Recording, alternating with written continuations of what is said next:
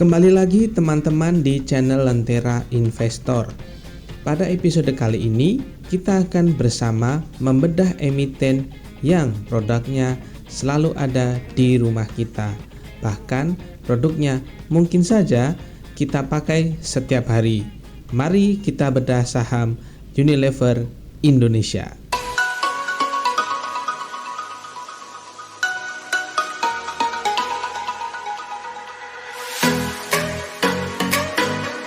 PT Unilever Indonesia Tbk atau dengan kode saham UNVR merupakan salah satu produsen barang-barang consumer good terbesar di Indonesia.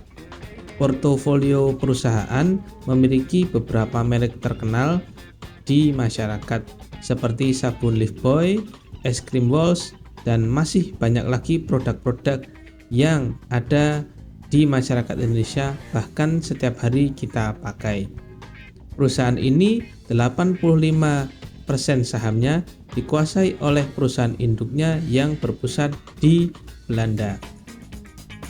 Perusahaan Unilever Indonesia sendiri telah go publik di Bursa Efek Indonesia pada tahun 1982.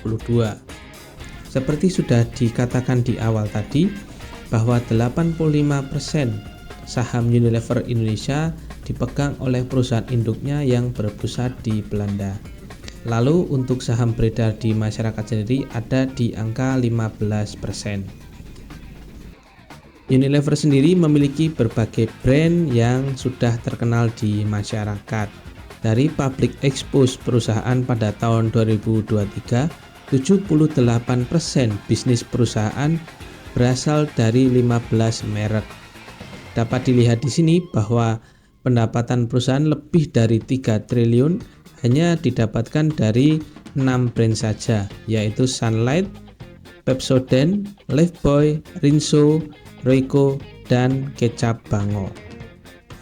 Lalu di bawahnya ada perusahaan dengan sales sekitar 1 triliun, yaitu Walls, Sariwangi, Molto, Sunsilk.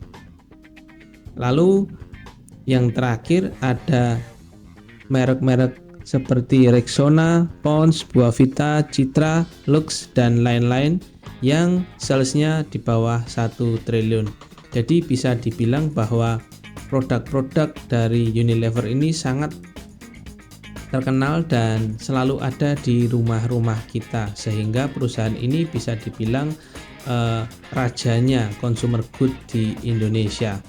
Nah, sebagai raja atau perusahaan yang mendominasi consumer good di Indonesia, Unilever didukung oleh 8 pabrik, ada 2 di Rungkut dan 6 di Cikarang, serta dukungan dari berbagai distributor serta truk dan juga mitra perusahaan yang tersebar di seluruh Indonesia.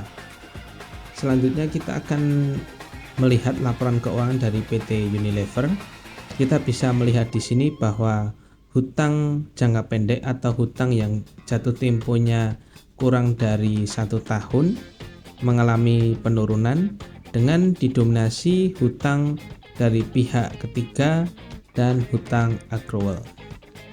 Selanjutnya kita lihat hutang jangka panjang. Jadi di hutang jangka panjang ini ada peningkatan walaupun tidak terlalu signifikan.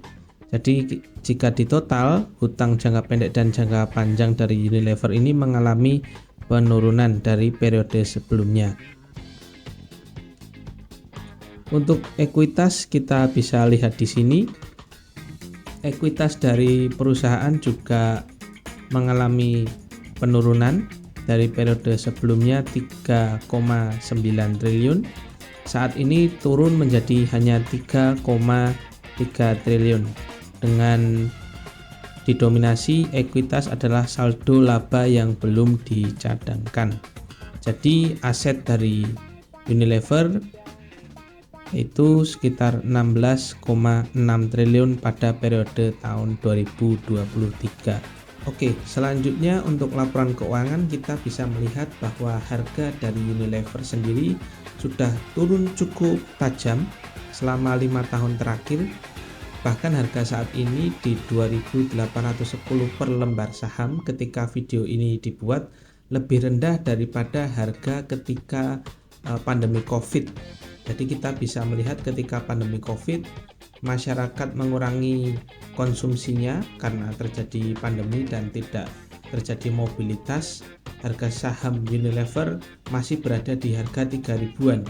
Tapi saat ini pasca pandemi, ketika ekonomi sudah mulai membaik, saham Unilever tetap saja turun. Berarti kita harus melihat ada sesuatu di saham Unilever ini. Selanjutnya bersumber dari RTI ya teman-teman, kita bisa melihat income statement dari Unilever ini mengalami penurunan selama 5 tahun terakhir ini. Jadi net profit marginnya dari angka di atas 15% saat ini hanya sekitar 12 atau 13% saja. Hal ini tidak sebanding dengan debt to equity ratio atau hutang perusahaan yang terus meningkat setiap tahunnya. Jadi ketika di tahun 2019 angkanya hanya sekitar 297%, saat ini lebih dari 390% dari modal. Jadi ini ketika net profit marginnya turun selama 5 tahun tapi hutangnya terus meningkat. Ini hal yang perlu diperhatikan oleh teman-teman investor. Dapat dilihat di sini teman-teman bahwa earning per share dari perusahaan Unilever ini masih tercatat positif walaupun terjadi penurunan pada tiap tahunnya. Bisa dilihat di sini bahwa di kuartal 4 2020 emiten Unilever ini masih bisa menghasilkan earning per share Rp45. Tetapi di tahun 2023 terjadi penurunan yang cukup signifikan, lebih dari 60%, hanya di angka Rp16. Di sebelah kanan teman-teman juga bisa dilihat bahwa emiten Unilever ini adalah emiten yang royal membagikan dividen. Total di 2018 emiten Unilever ini bisa membagikan dividen lebih dari 1.200 per lembar saham. Tetapi di tahun 2023 hanya Rp63 per lembar saham. Jadi penurunannya sangat-sangat signifikan. Jadi teman-teman investor di sini sudah mulai berpikir kenapa saham dari Unilever ini turun terus selama 5 tahun terakhir. Secara fundamental, perusahaan Unilever ini adalah perusahaan yang sangat baik. Jadi dilihat di sini bahwa salesnya di tahun 2023 mencapai 38 triliun dengan net profit sekitar 4,8. Jadi ya sekitar 10%. Ini perusahaan yang cukup baik ya, bisa double digit net profitnya.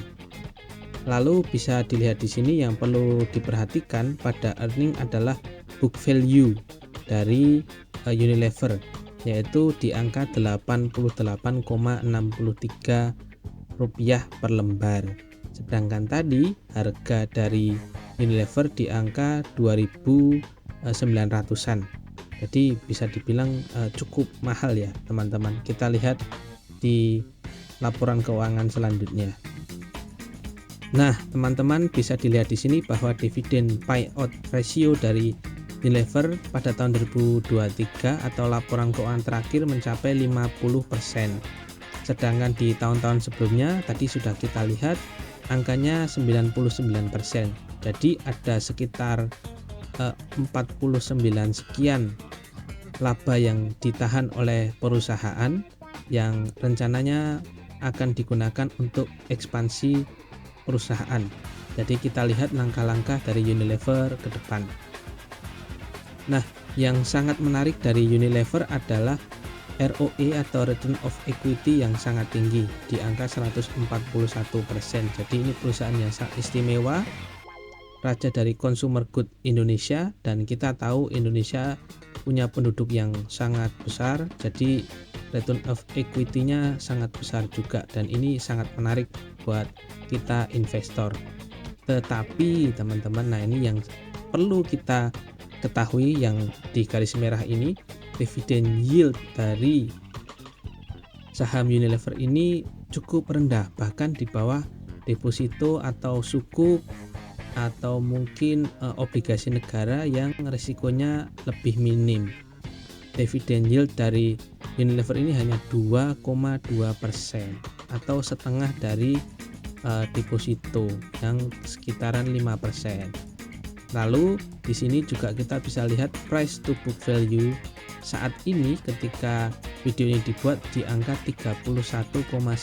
Jadi saham Unilever ini adalah saham yang sangat bagus, sangat profit, tetapi sangat mahal.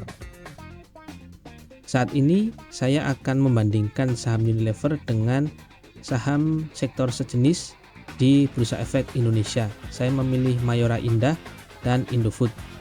Secara PI, saham Unilever ini yang paling mahal. Jadi di angka 22,49, sedangkan Indofood di angka 5,97. Jadi bisa dilihat di sini bahwa Indofood yang lebih baik. Nah, secara PBV saham Unilever ini angkanya sangat mahal di angka 31, sedangkan Indofood sendiri masih di bawah angka 1, tepatnya angka 0,9 kali. Nah, untuk ROE ini yang memang paling istimewa jadi Unilever, yaitu di angka 141,9%. Jadi bisa dibilang Unilever ini benar-benar adalah raja dari consumer good di Indonesia. Dikutip dari Public Expose perusahaan di tahun 2023, prospek dari Unilever ini harapannya ke depan akan semakin baik, bahkan mampu memperbaiki kinerja keuangan yang selama ini menurun. Dengan jumlah penduduk yang sangat besar, 282 juta, 70% masyarakat produktif, kita bisa melihat Unilever ini menatap pasar Indonesia dengan sangat optimis. Apalagi masyarakat Indonesia saat ini didominasi oleh masyarakat yang tinggal di perkotaan, yaitu sekitar 62%. Kita juga mengalami peningkatan kelas menengah yang cukup signifikan setiap tahunnya. Ini menjadi potensi pasar yang cukup baik bagi emiten consumer good seperti Unilever. Selanjutnya kita akan melihat tantangan dari Unilever. Yang pertama adalah sentimen negatif. Menurut laporan keuangan Unilever pada tahun 2023 atau laporan terakhir, menyusul sentimen negatif perang yang terjadi antara Hamas dan Israel, Unilever pusat yang berkedudukan di Belanda diasumsikan oleh masyarakat internasional mendukung tindakan agresivitas dari Israel. Nah, oleh karena itu Unilever Indonesia juga terdampak dari sentimen negatif tersebut. Hal ini tercermin dari angka penurunan sebesar 6,6% penjualan dari Unilever dibandingkan tahun sebelumnya. Jika di tahun sebelumnya Unilever dapat membukukan sales sebesar 41 triliun, di tahun 2023 ini sales dari Unilever hanya mencapai angka 38,6 triliun. Selanjutnya adalah loyalitas konsumen. Era digital seperti saat ini telah mengubah landscape bisnis secara signifikan. Perubahan tersebut mencakup cara perusahaan berinteraksi dengan konsumen, mengubah pola pikir dalam pengelolaan merek, dan mengukur kepuasan pelanggan. Saat ini juga Unilever disuguhi dengan adanya tantangan dari para pesaing baru yang memberikan harga yang lebih murah daripada produk mereka. Lalu yang terakhir, tantangan dari Unilever adalah adanya daya beli masyarakat yang menurun. Kondisi global yang masih penuh ketidakpastian, baik dalam politik internasional, ketegangan politik maupun stabilitas harga komoditas yang berimbas pada perekonomian dunia. Apalagi Indonesia saat ini baru saja selesai melaksanakan pemilu. Hal ini masih dicermati oleh masyarakat karena daya beli masyarakat saat ini cukup terpengaruh karena berbagai barang atau adanya inflasi yang terjadi di masyarakat. Itu saja teman-teman yang dapat kita bahas di bedah saham emiten Unilever kali ini. Kesimpulannya adalah Unilever ini adalah emiten atau perusahaan yang sangat bagus. Memiliki jaringan distribusi yang tersebar di seluruh Indonesia Bahkan di seluruh dunia produk-produknya pun sangat terkenal. Emiten ini dikelola oleh manajemen yang sangat baik, terbukti dari mayoritas sahamnya atau 85% tepatnya masih dikuasai oleh perusahaan induknya yang berpusat di Belanda. Produk-produk Unilever juga masih sangat dicintai oleh masyarakat Indonesia walaupun ada sentimen negatif beberapa waktu yang lalu. Terbukti setiap rumah tangga Indonesia setidaknya memiliki satu dari produk Unilever. Tetapi sebagai investor kita juga harus memperhatikan bahwa emiten ini memiliki dividen yield yang rendah. Bahkan dengan risiko yang lebih rendah ada deposito atau surat hutang negara yang mampu memberikan imbal hasil yang lebih tinggi. Jadi kesimpulannya adalah Unilever adalah perusahaan yang sangat baik, sangat bagus, profitability-nya sangat tinggi. Tetapi emiten ini memiliki harga saham yang sangat mahal. Silahkan teman-teman mengambil kesimpulan sendiri dari video yang ada sekarang. Terima kasih karena sudah menonton. Jumpa lagi di episode selanjutnya.